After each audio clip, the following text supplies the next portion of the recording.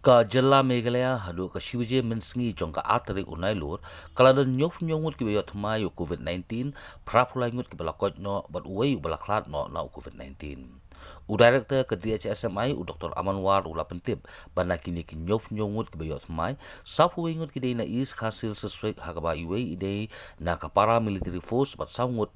bat sapungut ki rupai ba henreungut na West Garo Hills District arngut na East Garo Hills District khanreungut na Riboy District ki bakanthop ya arngut na para military force bat khat sangut ki rupai ba laingut na South Garo Hills District bat khandaingut na East Giant Hills District na kini ki prapulaingut ki balakot mentagas ngi nrepo prangut ki dei na East Khasi Hills District sangut na Riboy District henreungut na West Garo Hills District bat saungut na East Giant Hills District. Da ka jingyot mai kini ki nyof nyongut bat ka jingkot no ki prapulai ngut ka jela Meghalaya HADUH bapinmi ya kini ka khubor ka don 8,000 sanspa khat nyotli ki positive case 6,000 shispa prapundrotli ki active case 6,000 laispa khat pratli ki recovered case bat khat lai ngut ki balaklat no na kini ki 6,000 shispa prapundrotli ki active case ka East Khasi Hills District ka don praspa khat lai tli ki active case hakaba ki armed forces para military forces kidan aspa iwaitli ki active case bat kireu pat ba kidan reus pa kharatli ki active case ka West Khasi Hills kidan South Santli ki active case ka Riboy District kidan Nyop waitli ki active case hakaba ki armed forces bat para military forces kidan pratli bat kireu pat ba kidan repulaitli ka West Giant Hills kidan artli ka East Giant Hills kidan artpulaitli ka West Garo Hills kidan shispa khat pratli hakaba ki armed forces bat para military forces kidan Nyop pratli bat kireu pat ba kidan South Hotli ka South West Garo Hills kidan lightly ka South Garo Hills kidan khat khandaitli hakaba khat waitli ki dei na ki armed forces prangut na kireu pat ba ka East Garo Hills kidan prapulaitli bat ka North Garo Hills kidan khandaitli ki active case ki case ki bathmai baro ki long nyau nagini nyau southway day hapo East Khasi Hills but nagini southway way day na po ki armed forces paramilitary forces but southwo na ki way West Garo Hills Nreu East Garo Hills are Riboy Khanreu are ki day na po ki armed forces paramilitary forces but khasaw na ki way South Garo Hills lie,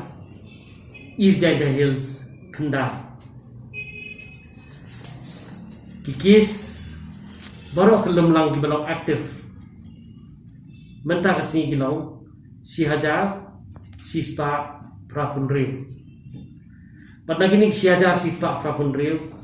Praspa hatlai. Kidai di badan apa East Khasi Hills.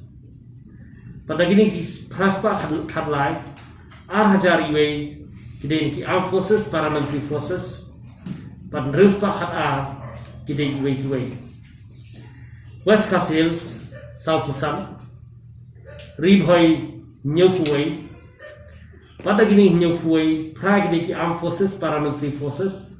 pad ruflai kidai iwe West Giant Hills are East Giant Hills Arfulai, West Garo Hills Shispa Khatra, pada kini Shispa Khatra, New Fra kini armed forces, paramilitary forces, but Southho kini giwe. Southwest Garo Hills lie,